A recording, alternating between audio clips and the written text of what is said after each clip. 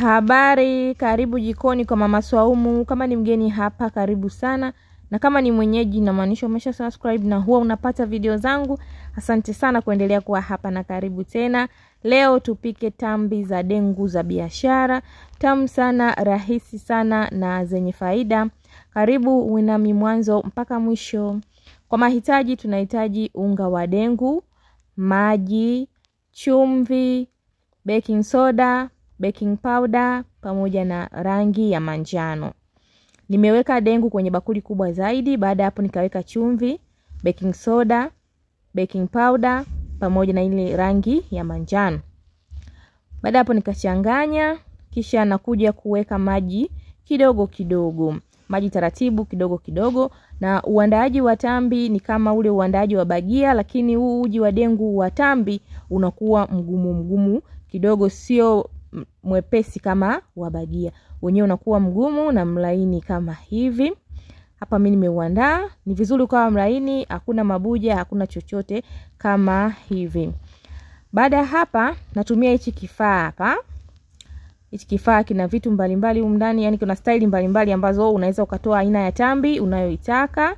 Zipo kama hivi. Mimi nitatumia hii yenye vitobo, lakini kuna nyingine, na hiki kifaa nimemuagiza Muha akaniletea, nadhani kinapatikana kwenye maduka ya vyombo. Kwa mimi naweka hicho kifaa cha hivyo, alafu naweka dengu yangu humu. Baada ya hapo nafunga, tutakuwa tuna press na kuzungusha, basi tambi zinatoka. Ni rahisi sana ukiwa na hichi kifaa kama hivi. Baada hapo nimeweka mafuta yangu jikoni na nimehakikisha yamepata moto vizuri, kisha nakuja kuziweka tambi na press na kuzungusha kama hivyo. Tambi zinatokea. Hapa kidogo moto unaunguza. Na ni vizuri ukaweka kidogo kidogo ili zipate kuiva na kukauka vizuri. Ukiziweka nyingi zikilundikana zinakuwa haziivi vizuri. Na baada ya hapo ukishaziona zipo tayari tambi zako, basi natoa, unaweka pembeni zichuje mafuta. Hapa nimeweka tena mara ya pili.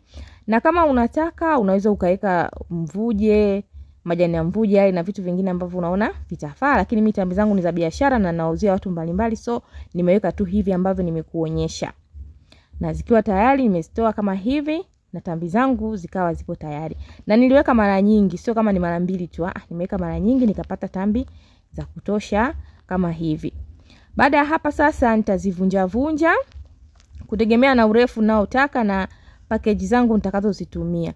Kama unatumia makopo, ukiona haina haja ya kuvunja sawa, lakini kwa mimi natumia vifuko, kwa hiyo nitazivunja. Natumia vifuko vya hivi na ni vya shilingi 200.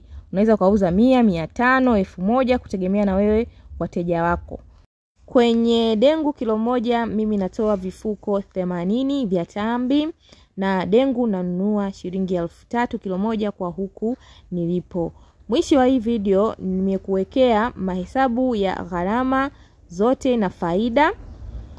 Matumaini yangu umependa. Kama umependa usisahau kulike, kucomment, kushare na kusubscribe. Hadi wakati mwingine, asante kwa kuangalia. Kwaheri.